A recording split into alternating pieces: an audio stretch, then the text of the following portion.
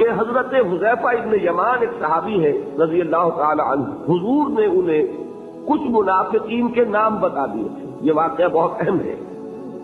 غزوہ تبوک سے حضور واپس تشریف لا رہے تھے. ایک بڑی تنگ گھاٹی میں سے لشکر کو گزرنا تھا. مدینے کے کچھ منافقین نے پروگرام بنایا حضور کو شہید کرنے کا کہ اس گھاٹی میں کہیں چھپ کر بیٹھ جائیں گے. اور میں نے بتایا تھا آپ کو سفر عرب میں ہوتا تھا رات کو. اب نہ کوئی وہ لائٹس ہے، سرچ لائٹس ہے، کچھ بھی نہیں ہے، تاریخی میں سفر ہو رہا ہے، رات کا وقت ہے، تنگ گھاٹی ہے. تو اس گھاٹی میں کہیں چھپ کر بیٹھے. تو جب حضور وہاں سے گزرے تو ہم سب کے سب حملہ کرے اور ختم کر دیں. لہذا انہوں نے اپنی اسکیم کے اوپر عمل کیا. اور وہ چونکہ بہت تنگ جگہ تھی تو وہ ایک ایک منٹ گزر رہا ہے. اور حضور کے ساتھ ایک دو صحابہ تھے کہ کسی نے نکیل پکڑی ہوئی ہے، اس اونٹ کی آگے چل رہا ہے. باقی یہ کہ لشکر میں فصل ہو گیا، جیسے میں نے اس واقعے میں بتایا تھا کہ لشکر منتشر ہو جاتا ہے. اسی لیے حضور کو تشویش ہوئی تھی کہ یہ کیا ہے. تو ایسا جب وہ حملہ آور ہوئے تو آپ کے ساتھ جو دو حضرات تھے اللہ تعالیٰ نے ان کو ہمت دی، جرأت دی اور ان منافقین کی قوت کو سلب کر لیا ہوگا کہ انہوں نے صرف لاٹھیاں تھیں ان کے پاس، ان لاٹھیوں کو اونٹوں کے منہ پر مار کر، سامنے سے وہ آ رہا ہے، اس کے منہ پر ایسا مارا ہے کہ وہ پلٹ کے واپس جو ہے وہ بھاگ گئے. حضور نے نام بتا دیے ان کو. اگرچہ انہوں نے منہ پر ڈھاٹے باندھے ہوئے تھے، اپنا جیسے ڈاکو اپنے آپ کو چھپاتے ہیں آئیڈینٹی کو، پھر اندھیری رات کچھ پتا نہیں چلا. حضور نے حضرت حذیفہ کو بتا دیا، حذیفہ یہ فلاں فلاں فلاں لوگ تھے، یہ منافقین ہیں. یہ کہنے کے ساتھ ہی آپ نے منع کر دیا کہ دیکھنا یہ نام بتانے کسی کو نہیں. کیوں؟ وہ میں بتا چکا ہوں آپ کو کہ منافق لیگل اینٹی نہیں ہے. منافق بھی مسلمان ہوتا ہے فار آل لیگل پرپزز، قانون کے درجے میں وہ مسلمان ہے. لہذا حضور نے سختی سے روک دیا حضرت حذیفہ کو کہ نام نہیں بتانے کے، میں نے تمہیں بتا دیے ہیں لیکن یہ راز رہے گا. چنانچہ حضرت حذیفہ کا نام مشہور ہو گیا صاحب سر النبی. یہ نبی کے ایک راز کے حامل ہیں صلی اللہ علیہ وسلم. ایک خاص راز ہے حضور کا جو ان کے پاس ہے. اب ان حذیفہ ابن یمان سے حضرت عمر یہ ایک مرتبہ سوال کرتے ہیں، یا حذیفہ تو ان سے دو کا باللہ، اے حذیفہ میں تمہیں اللہ کی قسم دے کر پوچھ رہا ہوں کہ کہیں میرا نام تو ان میں نہیں تھا. اب بتائیے کہ اس کے بعد کوئی امکان ہے کعبہ دیگرہ کے رسد اگر میں یا آپ اپنے آپ کو محفوظ سمجھیں تو مطلب یہ کہ پھر ہمارا کچھ طرز فکر اور ہے، ہماری ویلیوز اور ہیں، سوچنے کا انداز اور ہے. صحابہ کا بالکل برعکس تھا. انہوں نے کبھی اپنے آپ کو نفاق سے محفوظ نہیں سمجھا، ڈرتے رہتے تھے. حضور دعا تلقین فرماتے تھے، اللہم طہر قلوبنا من النفاق، اے اللہ ہمارے دلوں کو نفاق سے پاک کر دے. اول تو چھوٹ لگے نا، اور اگر اس بیماری کی چھوٹ لگ جائے تو اللہ تو ہی اس کو صاف کر دے اور ہمیں پاک کر دے. تو یہ ہے وہ کیفیت جو ایک بندہ مومن کی ہونی چاہیے. میں نے حضور کے اس قول سے بھی کہ ما امنہ الا منافق وما خافہ الا مومن. نفاق کا خوف ہوتا ہے صرف مومن کو، اور اس سے اپنے آپ کو محفوظ سمجھتا ہے، امن میں سمجھتا ہے صرف منافق. اور یہ دو واقعات ذہن میں رکھ لیجئے تو اس سے اندازہ ہوگا کہ ہمیں بھی اس بات کو بالکل یوں نہیں سمجھ لینا چاہیے یقین کے ساتھ کہ ہمارا نفاق سے کیا سروکار. ویسے جیسا کہ میں نے پہلے عرض کیا تھا الحمدللہ ہم منافق نہیں ہیں، لیکن یہ نہ سمجھیے کہ ہم منافق ہو نہیں سکتے. آج کی کیفیت پر اللہ کا شکر ادا کیجیے، لیکن یہ کہ وہ چیز ہے کہ جو حملہ آور ہو سکتی ہے.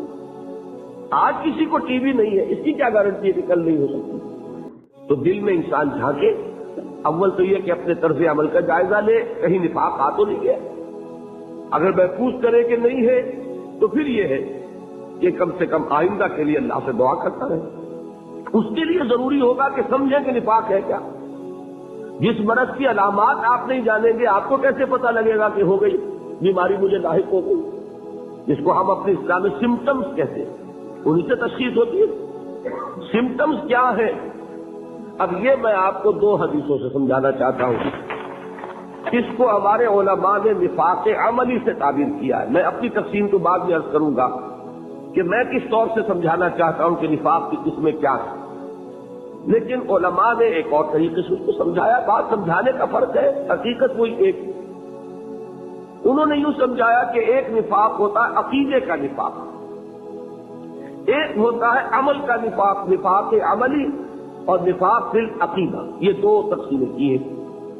اور نفاق عملی سے تعبیر کیا ہے اس چیز کو کہ جو حضور صلی اللہ علیہ وسلم کی ان حدیثوں میں آئی ہے. یہ حدیثیں دیکھیے، ایک حدیث ہے، دونوں یہ حدیثیں جو میں سنا رہا ہوں آپ کو، یہ متفق علیہ ہے، یعنی بخاری میں بھی ہے، مسلم میں بھی ہے. اور یہ میں پہلے کہہ چکا ہوں کہ حدیث کا کوئی درجہ اب اس سے اوپر نہیں.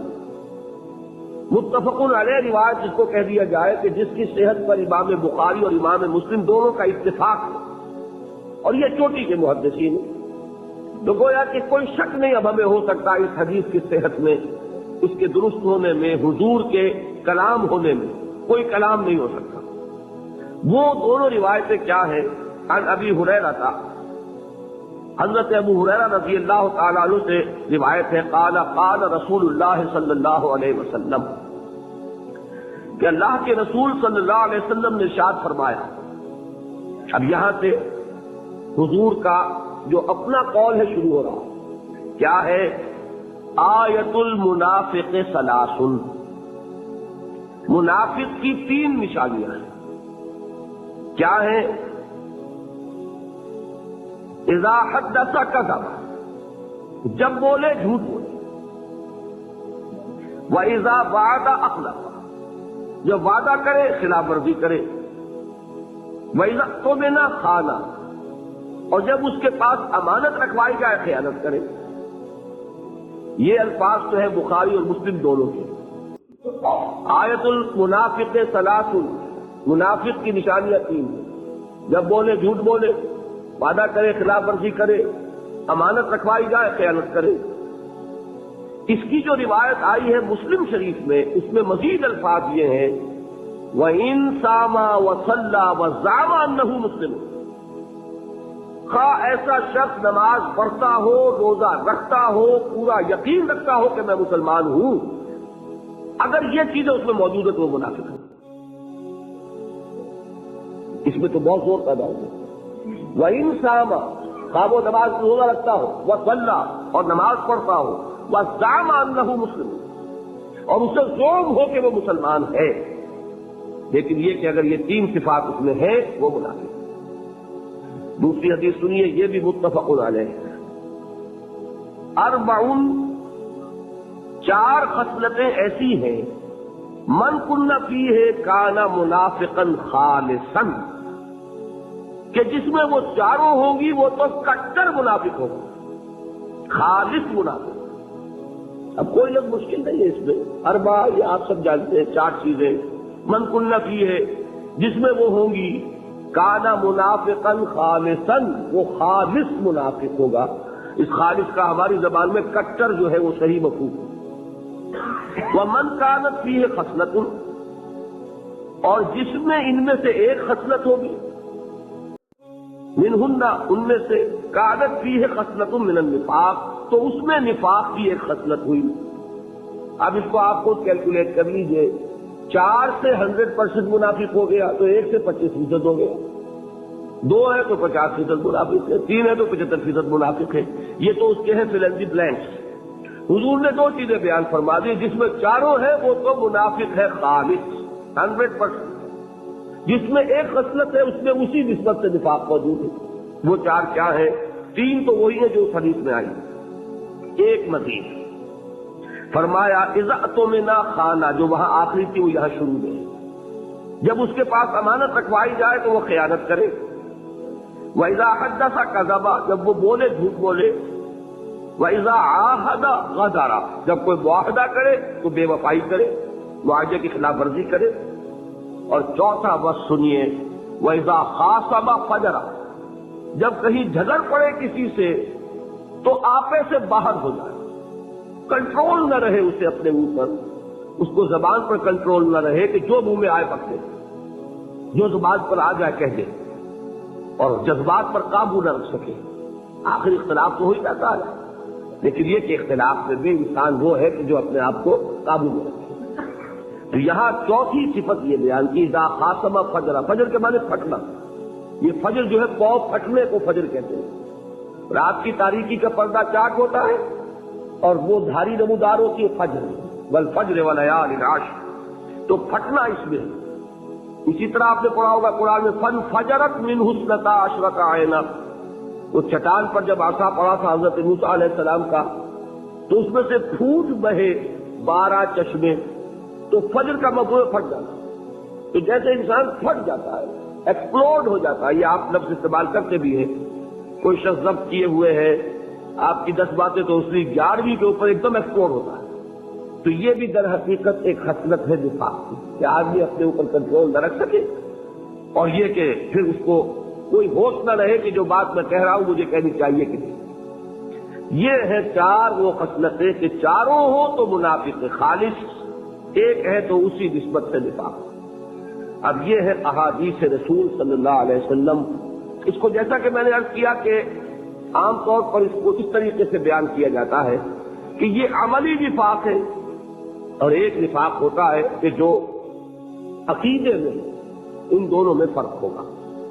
میں نے یہ بات ایک تمہیداً عرض کی ہے، اب میں آ رہا ہوں کہ میرا مطالعہ کیا ہے، قرآن مجید سے میں نے کیا سمجھا ہے، احادیث سے، قرآن سے، تفاسیر سے میں نے چیزوں کو جوڑ کر صغرا کبرا کیا نتیجے نکالے ہیں۔ اس کے لیے سب سے پہلے اب میں چلوں گا، جیسے میں نے ایمان کی بحث کہاں سے شروع کی تھی، ایمان کے لفظی معنی، نفاق کا لفظ کہاں سے بنا، منافقت اور نفاق۔ دیکھیے 2 الفاظ عربی زبان میں پہلے سے موجود تھے، جیسا کہ میں نے عرض کیا نا، سارے الفاظ جو قرآن مجید کی اصطلاحات ہیں تو عربی زبان میں پہلے سے مستعمل الفاظ تھے، قرآن نے ان کو پک اینڈ چوز کیا، انتخاب کر لیا، ایک لفظ کو اٹھایا، اس میں اور مفہوم ڈالا اور اسے اصطلاح کی شکل دے دی۔ اسی طریقے سے تمام اصطلاحات جو ہیں ہمارے دین کی وہ وجود میں آئی ہیں۔ تو عرب کہتے تھے نفقن، نفق کہتے تھے سرنگ کو۔ سرنگ کیا ہے؟ زمین دوز راستہ ہے، اور ظاہر بات ہے اس کے 2 منہ ہوں گے، 2 دروازے ہوں گے، ایک اس سرے پر اور ایک اس سرے پر۔ یہ کیا ہے؟ نفقن۔ قرآن مجید میں بھی سورہ انعام میں یہ لفظ آیا ہے، فَإِنِ اسْتَطَعْتَ أَن تَبْتَغِيَ نَفَقًا فِي الْأَرْضِ أَوْ سُلَّمًا فِي السَّمَاءِ فَتَأْتِيَهُم بِآيَةٍ۔ یہ میں صرف حوالہ دے رہا ہوں، ترجمہ نہیں کروں گا، اہل علم کی توجہ کے لیے کہ لفظ قرآن مجید میں بھی آیا۔ اچھا، ایک اور لفظ عربی میں موجود تھا نافقہ۔ نافقہ کہتے تھے اہل عرب گوہ کے بل کو۔ گوہ ایک جانور ہے اور اہل عرب اس کا شکار کیا کرتے تھے، کھاتے تھے اس کا گوشت۔ ہمارے ہاں تو لوگ بہرحال اسے پسند نہیں کرتے، لیکن ہے جائز چیز ہے، اور عرب کی وہ غذا تھی۔ گوہ جو ہے اس کا شکار کرتے تھے شکاری کتے سے۔ اب اللہ تعالیٰ نے حیوانات کو بھی شعور دیا ہوا ہے اپنے تحفظ کا، وہ بھی انتظام کرتے ہیں۔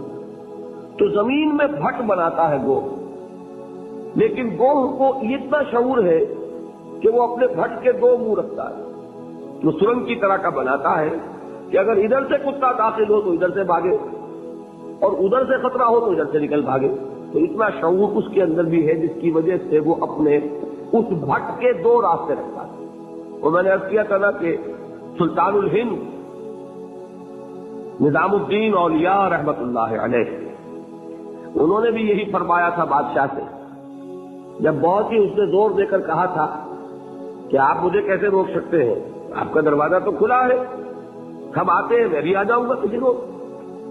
تو انہوں نے جواب یہ دلوا دیا تھا کہ فقیر نے اپنے گھر کے 2 دروازے رکھے ہوئے ہیں، بادشاہ اگر ایک سے داخل ہوگا فقیر دوسرے سے نکل جائے گا۔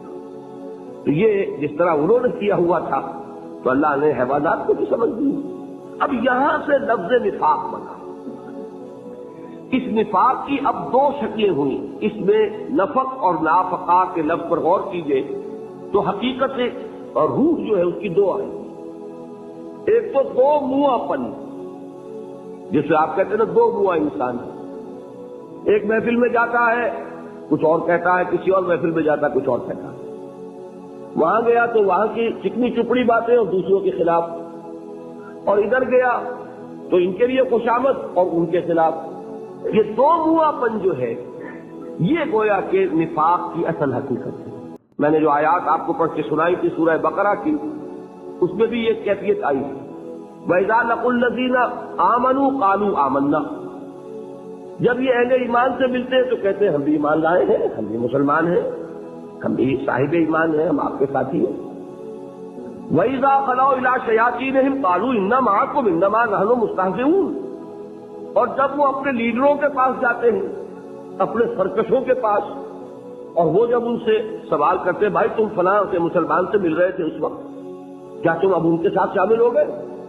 تو وہ کہتے نہیں جی ہم تو آپ کے ساتھ ہیں، ان سے تو مذاق کرتے ہیں، پاگل بناتے ہیں انہیں، تھوڑا سا الو بنا رہے ہیں ہم انہیں۔ انما نحن مستہزئون اللہ یستہزئ بہم ویمدہم فی طغیانہم یعمہون، حقیقت یہ کہ اللہ ان کا مذاق اڑا رہا ہے اور انہیں ان کی سرکشی کے اندر کھینچ رہا ہے، وہ سمجھ رہے ہیں ہم کامیاب ہو رہے ہیں، ہمیں کوئی خطرہ نہیں رہا، جبکہ حقیقت میں وہ اپنے آپ کو ہلاکت اور بربادی میں ڈالتے ہیں۔ یہ دو منافقت جو ہے، جو نفق میں بھی ہے نافقہ میں بھی ہے، یہ منافق کا ایک وصف ہے۔